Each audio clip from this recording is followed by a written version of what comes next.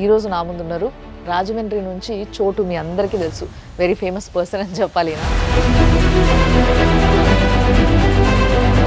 ఈ సర్వీస్ కోసం పైసలు మీకు ఎక్కడి నుంచి వస్తాయి? మనం సంపాదించేటటువంటి ప్రతి రూపాయిలో కొంత మాత్రం మనం పేదలకు ఖర్చు పెట్టాలి అనేది ఇస్లాంలో కూడా ఉంది. ముసలి వాళ్ళు నిండు నూరేళ్ళు చల్లగా జీవించాలి నువ్వు అని చెప్పి దీవిస్తున్నారు మీరు చేసిన.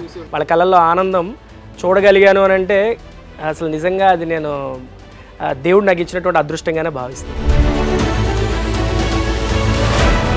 అసలు ఫస్ట్ అబ్దుల్ కలాం గారి విగ్రహం పెట్టాలి అన్న ఆలోచన ఎందుకు వచ్చింది? అబ్దుల్ కలాం గారు చనిపోయి 1 సంవత్సరం అయినా సరే ఏ ఒక్క చోట కూడా ఆయన యొక్క విగ్రహం నెలకొల్పలేకపోవడం అనేది నిజంగా మన దౌర్భాగ్యం అనే చెప్పచ్చు.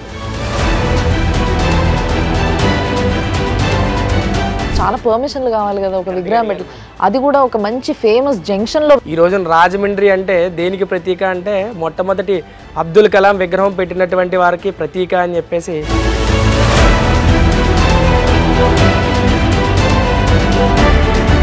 కానీ నా కన్న తండ్రి దగ్గర నుంచి నేను ప్రశంస పొందలేకపోయానని నాకు చాలా అంటే చాలా బాధ కలిగింది.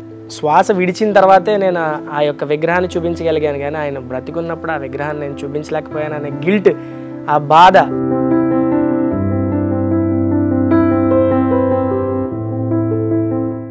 సుమన్ టీవీ ప్రేక్షకులకి నమస్తే. ఈరోజు నా ముందు ఉన్నారు రాజమండ్రి నుంచి చోటు. మీ అందరికీ తెలుసు, వెరీ ఫేమస్ పర్సన్ అని చెప్పాలి. ఏ విధంగా ఫేమస్ అయ్యిండు, ఎట్లా, అన్ని విషయాలు కూడా మనం మాట్లాడదాం. నమస్తే. నమస్తే మేడం. బాగున్నావు చోటు? బాగున్నా అండి. సో యాక్చువల్గా రాజమండ్రి చోటు అంటే నిజంగా చాలా మంది గుర్తుపడతారు, చాలా మందికి తెలుసు, నువ్వు సుపరిచితుడు, అండ్ నువ్వు యాంకరింగ్ కూడా చేసినావు కదా ఇంతకుముందు. అండ్ రీఛార్జ్ విత్ చోటు అనేది నా ప్రోగ్రాంలో ఒక మైల్ స్టోన్ అని చెప్పొచ్చు. ఎందుకంటే మీరు కాల్ చేస్తే then you will get recharge అనమాట. Okay, mobile recharge. సో అట్లా జనాల్ని రీఛార్జ్ చేస్తున్నారు అనమాట, రీఛార్జ్ చేయించుకుంటారు. ఇప్పుడు కాదండి, ఒకప్పుడు. ఇప్పుడు ప్రెసెంట్ అయితే నేను నా యాడ్ ఏజెన్సీ రన్ చేసుకుంటూ చాలా అంటే చాలా కూల్గా నా బిజినెస్ రన్ చేసుకుంటున్నాను. రాజమండ్రికి ఒక 3 సార్లు వచ్చిన నేను. ఓకే. రాజమండ్రికి వచ్చిన ఒకసారి మాత్రము నేను అబ్దుల్ కలాం గారి విగ్రహం చూసినప్పుడు నాకు ఎవరో చెప్పిండ్రు, ఇది ఆంధ్రాలోనే ఆల్మోస్ట్ మొట్టమొదట పెట్టిన అబ్దుల్ కలాం గారి విగ్రహం. అంటే ఆ విగ్రహాన్ని ఎవరు పెట్టిండ్రు అనేది ఒక చిన్న ఇదైతే, అంటే ఏ పార్టీ వాళ్ళు అనేది వాళ్ళు వీళ్ళు పంచుకోవడం ఇలాంటివి కామన్గా జరుగుతూ ఉంటాయి ఎక్కడైనా. సో ఎవరు అని అంటే అక్కడ నీ పేరు వినిపించింది. అప్పుడు నేను ఇమీడియట్గా అడిగింది ఒకటే ప్రశ్న, ఏ పార్టీ మనిషినా అని.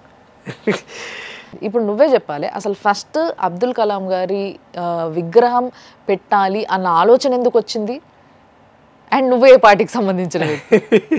నేనే పార్టీకి సంబంధించాను అనేది ఫస్ట్ ఆన్సర్ చెప్పిన తర్వాత మీకే అర్థమవుతుంది. ఓకే. 2015లో షెల్లాంగ్లో ఆయన ఒక లెక్చర్ ఇస్తూ ఆయన చనిపోవడం అనేది మన అందరికీ తెలుసు. సో ప్రపంచమంతా కూడా ఆ క్షణాలు అనేవి ఎప్పటికీ మర్చిపోలేని క్షణాలు. ఒక గొప్ప వ్యక్తిని మనం కోల్పోయాం. అక్టోబర్ 15th యాక్చువల్గా మన అబ్దుల్ కలాం గారి బర్త్ యానివర్సరీ. 2016లో ఏ న్యూస్ పేపర్ చూసినా, లేకపోతే రాజమండ్రిలో ఏ సెంటర్లో చూసినా, ఏ ఒక్క చోట కూడా అబ్దుల్ కలాం గారి జయంతి సందర్భంగా నివాళులు అర్పించామనే వార్త నేను చూడలేదు. చాలా అంటే చాలా బాధ కలిగింది. ఇంకా డీప్గా వెళ్తే అసలు అబ్దుల్ కలాం గారు చనిపోయి 1 సంవత్సరం అయినా సరే ఏ ఒక్క చోట కూడా ఆయన యొక్క విగ్రహం నెలకొల్పలేకపోవడం అనేది నిజంగా మన దౌర్భాగ్యం అనే చెప్పచ్చు. ఆయన పేరు తలుచుకుంటేనే చాలా మంది స్టూడెంట్స్కి ఈ రోజుకి కూడా కళ్ళల్లో నీళ్ళు తిరుగుతాయి ఆయన లేరంటే. అలాంటి వ్యక్తి అబ్దుల్ కలాం. సో ఆయనకి విగ్రహం ఉండడంలో తప్పు లేదు, ఆయన ఉండాలి డెఫినెట్లీ. అయితే నేను అప్పుడు ఏం చేశాను అంటే నాకు చాలా బాధ కలిగింది. అరే, ఒక మహానుభావుడిని మనం జయంతి వర్ధంతి వేడుకల్లో ఆయనకి నివాళులు అర్పించడం కూడా ఈరోజు ఆయన ప్రతిమ లేకపోయింది అని చాలా బాధ కలిగింది. వెంటనే నా సొంత ఖర్చుతో ఇంకేమాత్రం ఆలస్యం చేయకుండా విగ్రహం పెట్టాలి. ఖర్చు ఒకటి మనం పెట్టుకుంటే సరిపోదు, చాలా పర్మిషన్లు కావాలి కదా ఒక విగ్రహం. అది కూడా ఒక మంచి ఫేమస్ జంక్షన్ లో పెట్టడం జరిగింది, నందంగరాజ్ జంక్షన్ అని చెప్పేసి. నాకు కొంచెం అంటే అపోజ్ కూడా చేశారు. ఎప్పుడైతే నేను విగ్రహం పెడదామని అనుకున్నానో that was the last council అనమాట. అయితే కౌన్సిల్లో మనం తీర్మానం పెట్టాలి. నాకు ఉన్నటువంటి నాలెడ్జ్ ప్రకారం నేను ఏం చేశానంటే టేబుల్ ఎజెండా అనేది మూవ్ చేసాం. ఓకే. సో అక్కడ కౌన్సిల్లో ఉండే వాళ్ళందరూ కూడా దాన్ని యాక్సెప్ట్ చేయడం, ఇమ్మీడియట్గా నాకు ఆర్డర్స్ రావడం. ఓకే. దాంతోపాటు ఈ యొక్క సెంటర్లో నేను పెట్టేటప్పుడు కూడా కొంతమంది నన్ను అపోజ్ చేయడం జరిగింది. వాళ్ళందరికీ నేను ఒకటే చెప్పాను, అబ్దుల్ కలాం గారు అనే అతను ప్రపంచమే గర్వించదగ్గ మనిషి. అలాంటి వ్యక్తి మన భారతదేశంలో పుట్టడం అనేది మనం భారతీయులుగా ఎంతో ప్రౌడ్గా ఫీల్ అవ్వాలి. అలాంటి భారతీయులు ప్రౌడ్గా ఫీల్ అయ్యేటటువంటి అబ్దుల్ కలాం మన రాజమండ్రిలో మొట్టమొదటి విగ్రహం అవ్వడం అనేది మనందరికీ ఎంతో గొప్పని తెచ్చిపెడుతుంది. ఈ రోజున రాజమండ్రి అంటే దేనికి ప్రతీక అంటే మొట్టమొదటి అబ్దుల్ కలాం విగ్రహం పెట్టినటువంటి వారికి ప్రతీక అని చెప్పేసి మనందరికీ ఎంతో గర్వకారణం. ఈ విషయంలో మాత్రం దయచేసి మీరు అందరూ కూడా నాకు సహకరించండి అని చెప్పడం, వాళ్ళు కూడా నా మాటలతో అపోజ్ చేసినప్పుడు 2 పార్టీల వాళ్ళు ఉన్నారా అప్పుడు? రాజమండ్రిలో ఉన్నటువంటి యువత దగ్గర మీకు ఒక 5,000 నుంచి 10,000 మంది వరకు యువత వచ్చారు. రాజమండ్రిలో పార్టీలకు అతీతంగా అందరి పాలిటీషియన్స్ని కూడా ఇన్వాల్వ్ చేశాను. సో అప్పుడు వచ్చిన ప్రతి ఒక్కరు కూడా చోటు మన రాజమండ్రిలో ఉండడం మనకి గర్వకారణం, ఇంత గొప్ప ఆలోచన అతనికి రావడం గర్వకారణం. అందరూ కూడా చోటు మన మనిషి. ఈ యొక్క అబ్దుల్ కలాం స్టాచ్యూ పెట్టినప్పుడు నాకు అప్పటి సీఎం ఆయన నన్ను అప్రిషియేట్ చేయడం జరిగింది. అలాగే స్టేట్ లీడర్స్ ఎవరైతే ఉన్నారో వాళ్ళు అప్రిషియేట్ చేయడం జరిగింది. అండ్ ఇంకొకటి ఏంటంటే రీసెంట్గా ఇస్రో వాళ్ళు ఒక ప్రోగ్రామ్ కూడా చేశారు అదే అబ్దుల్ కలాం స్టాచ్యూ దగ్గర. సో అది నాకు చాలా అంటే చాలా ఆనందం వేసింది. అయితే నాకు ఇప్పటికీ కూడా ఒక బాధ ఉండింది. అదేంటంటే ప్రపంచమంతా ప్రశంసలు పొందాం, కానీ నా కన్న తండ్రి దగ్గర నుంచి నేను ప్రశంస పొందలేకపోయానని నాకు చాలా అంటే చాలా బాధ. నలుగురు మనం లేకపోయినా గుర్తుండే విధంగా పలానా చోటు అని అంటే అరే ఈ పని అతను చేశాడు, ఈ కార్యక్రమం అతను చేశాడు, ఈ గొప్ప పని అతను చేశాడు అనేది ఎప్పటికీ కూడా గుర్తుండేలాంటి పని మనం ఖచ్చితంగా చేయాలి. అలాంటి ఆశలు, అలాంటి ఆశయాలు కలిగినటువంటి ఒక వ్యక్తిగా నేను చూడాలని అనుకుంటున్నాను అని నేను చెప్పడం జరిగింది. ఫాదర్ ఆయన ఆ విగ్రహం పెట్టే టైంలో ఆయన బెడ్ రిడన్, కిడ్నీ పేషెంట్, ఆయన కిడ్నీ ఫెయిల్యూర్, ఆయన చనిపోయారు. ఆ టైంలో నా ఇంటెన్షన్ ఏంటి అంటే అందరూ చూశారు, స్టూడెంట్స్ చూశారు, ఫ్రెండ్స్ చూశారు, పొలిటీషియన్స్ చూశారు, నగరంలో ఉన్న పెద్దవాళ్ళు అందరూ చూశారు, రాష్ట్రం అంతా నా పేరు వినిపిస్తుంది, అందరూ ప్రశంసలు పొందుతున్నారు. నా కన్న తండ్రికి ఒక్కసారి నేను చేసినటువంటి ఆ పని, ఆ యొక్క విగ్రహాన్ని చూపిద్దామని చెప్పేసి అనుకొని చాలా ప్రయత్నించాను అనమాట. అయితే బెడ్ రిడన్, ఈరోజు కాకపోతే నాన్న రేపు మంచిగా బాగవుతారు, కోలుకుంటారు, రేపు చూపిద్దాం, లేదా ఒక 10 రోజుల తర్వాత చూపిద్దాం, లేదా ఒక నెల తర్వాత చూపిద్దాం, అలా వెయిట్ చేస్తూ వచ్చాయండి. చివరికి ఒక రోజు మాత్రం చూపించాను.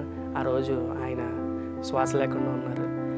ఆయన వెళ్ళేటటువంటి అంతిమ యాత్రలో భాగంగా నేను ఆయన్ని ఆ విగ్రహం చుట్టూ కూడా అంతిమయాత్రని తిప్పి నేను ఆయన్ని, నాన్న నేను చేసిన మంచి పని చూడు నాన్న, నేను రాష్ట్రమే గర్వించదగ్గ పని చేశాను, అబ్దుల్ కలాం గారి విగ్రహం అనేది నేను నెలకొల్పాను, మీరు చెప్పినటువంటి పనులు నేను చేయగలిగాను నాన్న, ఒక్కసారి మీరు చూడండి అని ఆయన్ని నేను లేపడం, ఆయన లేకపోవడం ఎప్పటికీ కూడా నేను అందరము పోయేవాళ్ళమే, దాంట్లో డౌట్ లేదు. నువ్వు చూడలేదు అనుకుంటున్నావేమో నీ తండ్రి, కానీ నిజంగా ఆయన ఆత్మ చాలా శాంతించుంటుంది ఆ రోజు చూసి.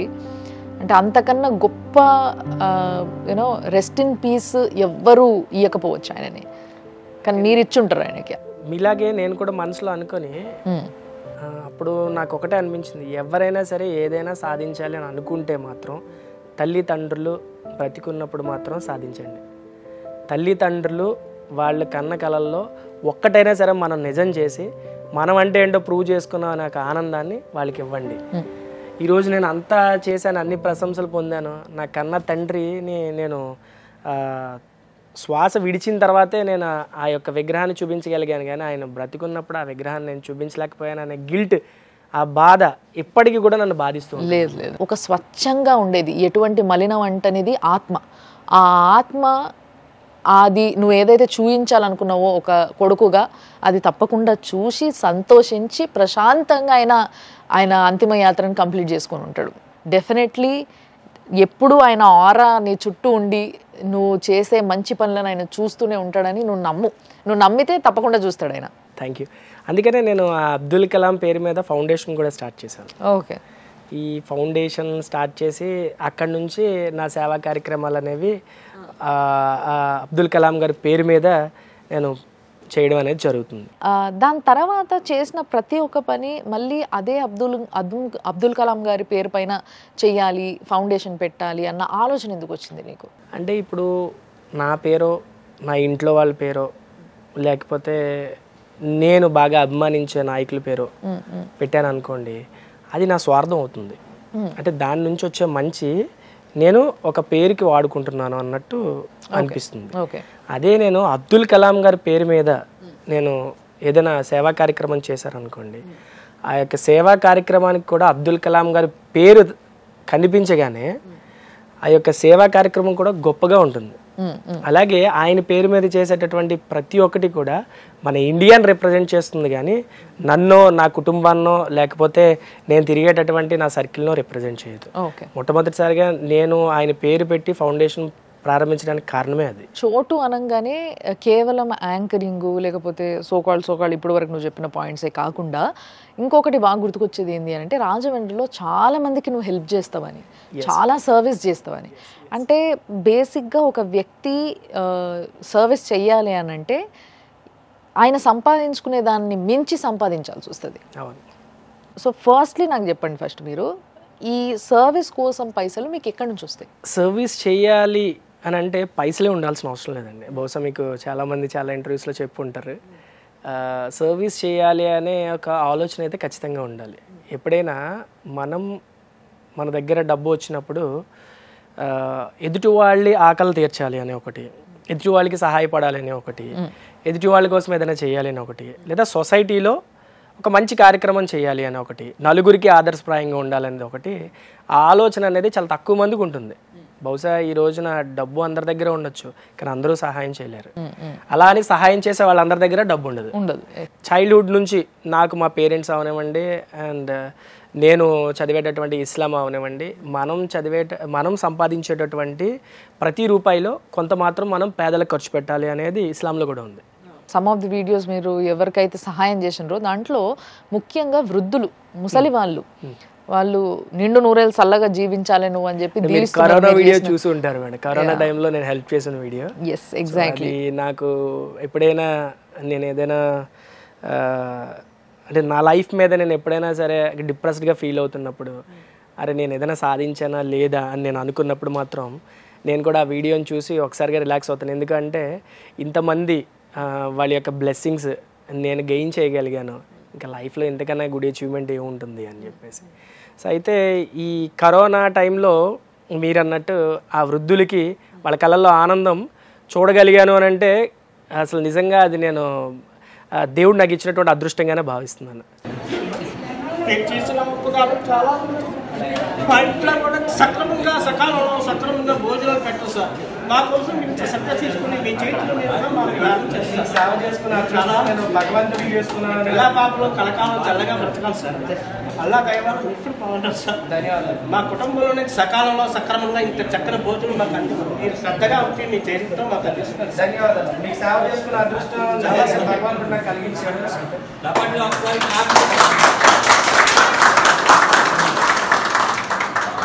అంటే వన్ డే ఏదైతే లాక్డౌన్ పీరియడ్ పెట్టారో ఆ నెక్స్ట్ డే నుంచే నేను సర్వీస్ చేయడం అనేది స్టార్ట్ చేశాను. అప్పటికి ఎవరు చేయలేదు. ఎందుకు అని అంటే మా ఇంట్లో కూడా మా పేరెంట్స్, మా అమ్మ కూడా ఇప్పుడు ఇంత రిస్క్లో, అంటే ఒక గాలి పీలిస్తేనే ప్రాణం పోతుంది అనే పరిస్థితుల్లో నువ్వు బయటికి వెళ్ళి సేవ చేయాలనుకుంటున్నావు, ఎందుకు నువ్వు ఎంత రిస్క్ చేస్తున్నావు అని నన్ను అడగడం జరిగింది. అయితే నేను మా మమ్మీకి ఒకటే ఆ క్వశ్చన్కి ఒకటే ఆన్సర్ చెప్పాను. అమ్మ, నాకేదైనా అయితే మన కుటుంబానికి అన్నయ్య ఉన్నాడు, కానీ వాళ్ళకి ఏదైనా అయితే కనీసం వాళ్ళు పట్టించుకోవడానికి కూడా ఎవరు ఉండరు. మీరు అయినంత వరకు ఆలోచిస్తున్నారు. అట్లీస్ట్ ఈ కరోనా టైంలో ఎవరికి కూడా ఫుడ్ కూడా దొరకని పరిస్థితి, కనీసం పచ్చి మంచినీళ్ళు కూడా దొరకని పరిస్థితి. బహుశా దేవుడే నన్ను ఈ కార్యం చేయమని చెప్పేసి పంపించడని నేను భావిస్తున్నాను. నిజంగా నేను వెళ్ళేది మంచి కార్యం కాబట్టి నాకైతే చెడైతే జరగదు, అది నేను విశ్వసిస్తున్నాను, మీరు కూడా విశ్వసించండి అని చెప్పి వెళ్ళి 30 రోజులు, అంటే మధ్యాహ్నం భోజనం, రాత్రి భోజనం, దాదాపుగా 100 మంది. మీరు ఈ రికార్డ్స్లో కూడా ఉంటుంది. మున్సిపల్ కార్పొరేషన్ ఆఫ్ రాజమండ్రి షెల్టర్స్ని అడాప్ట్ చేసుకోమని చెప్పేసి ఒక పబ్లిక్గా ఒక ప్రకటన ఇచ్చారన్నమాట. సో మరి ఎవరు వచ్చారో లేదో తెలియదు కానీ నేనైతే మాత్రం ద లార్జెస్ట్ షెల్టర్ అది. దగ్గర దగ్గర ఒక 100 నుంచి 120 మంది వరకు ఉంటారు. కొన్ని మేమే మా ఇంటి దగ్గర తయారు చేసి ప్రోటీన్ ఫుడ్, అప్పుడు అందరికీ కూడా ప్రోటీన్ ఫుడ్ అనేది కావాలి. సో డైలీ వాళ్ళకి ఎగ్ ఉండేలాగా అండ్ అలా 2 daysకి ఒకసారి చికెన్ ఉండేలాగా. సో ఈ వెజిటేబుల్స్లోనే ప్రోటీన్ ఎక్కువగా ఇచ్చేటటువంటి వెజిటేబుల్స్, చాలా క్వాలిటీ ఫుడ్ నేను వాళ్ళకి ఇవ్వడం అనేది జరిగింది. అదొక్కటి మాత్రం నాకు చాలా అంటే చాలా సాటిస్ఫాక్షన్ అనేది లైఫ్ టైం అచీవ్మెంట్ అనేది నేను కరోనా టైంలోనే చేశాను. అప్పుడు లాస్ట్లో వెళ్తున్నప్పుడు పెద్ద ఆయన మాట్లాడిన మాటలైతే నా మనసుకు హత్తుకొని నన్ను చాలా చలింపజేశాయి అనమాట. ఇప్పుడు సో కాల్డ్ క్వాలిటీస్ నీ దగ్గర ఉన్న ఏవైతే మనం డిస్కస్ చేసుకున్నామో ఇవన్నీ ఏ వ్యక్తి అన్నా చేస్తున్నారు అని అంటే ఇమీడియట్గా ప్రజలకు ఒకటే ఒక ఆలోచన వస్తుంది, ఈ వ్యక్తి ఏమైంది, ఈయన ఫ్యూచర్లో పాలిటిక్స్లోకి వెళ్ళబోతున్నాడా, లేకపోతే ఆల్రెడీ పాలిటిక్స్లో తిరుగుతున్నారా, లేదా ఎవరితోనన్నా సంబంధం ఉందా, ఏ పార్టీతోనన్నా ఎటువంటి ఫ్రెండ్షిప్లు కానీ క్లోజ్నెస్ కానీ బ్యాక్గ్రౌండ్ వర్క్ కానీ ఇలాంటివి చేస్తూ ఉంటాడా? స్టార్టింగ్ నుంచి మీరు నన్ను ఒకటే టార్గెట్ చేస్తున్నారు. నేనే పొలిటికల్ ఆలోచన. నేను చేసేటటువంటి ప్రతి సేవా కార్యక్రమంలో జనసేన వాళ్ళని, టీడీపీ వాళ్ళని, వైఎస్ఆర్సీపీ వాళ్ళని, అలాగే బీజేపీ వాళ్ళని, అలాగే ఇంకా లోక్సత్తా పార్టీ వాళ్ళు కూడా ఉండేవారు. చోటు అనే అతను ఈరోజు అందరి మనిషి. ఈరోజు చోటు అనే ఫోటో రాజమండ్రిలో దాదాపుగా 50,000 పైన ఉంటుంది. అంటే ఒక 50,000 మంది అయినా సరే నాతో సెల్ఫీలు తీయించుకుంటారు. 50,000 మంది అయినా వాళ్ళతో ఉన్నటువంటి ఫొటోస్ నా దగ్గర ఉంటాయి. సో వాళ్ళ దగ్గర కూడా ఉంటాయి. ఎందుకంటే అందరికీ కావాల్సిన వ్యక్తి, ఇటు స్టూడెంట్స్, ఇటు పొలిటీషియన్స్, ఇటు యూత్. అలాగే వాళ్ళు చోటు పిలిచాడు అంటే అరే ఒక మంచి కార్యక్రమాన్ని పిలుస్తాడరా వెళ్ళాలి. చోటు ఏ పార్టీ అని చూడరు, లేదా చోటు ఏ పార్టీకి చెందినవాడు అని కూడా ఇప్పటి వరకు అసలు ఆ క్వశ్చన్ లేదు. సో కాబట్టి చోటు అనేది పోవాలనే ఆలోచన ఏమైనా ఏదైనా పార్టీ లేదు మేడం, ఏదన్నా పదవి కావాలని కానీ అసలు అటువంటిది ఏమీ లేదు మేడం. నేనేంటి అని అంటే ఫస్ట్ నా కెరీర్లో ఇంకా నేను అచీవ్ అవ్వాల్సిన ప్లేసెస్ చాలా ఉన్నాయి. సో ఆఫ్టర్ దాట్ ఇంకా నేను చేయాల్సినటువంటి చారిటీస్, ఇంకా సమాజంలో నేను తెచ్చుకోవాల్సినటువంటి మంచి పేరు, ఇవన్నీ చాలా ఉన్నాయి. థ్యాంక్ యూ సో మచ్ అండి. Thank you.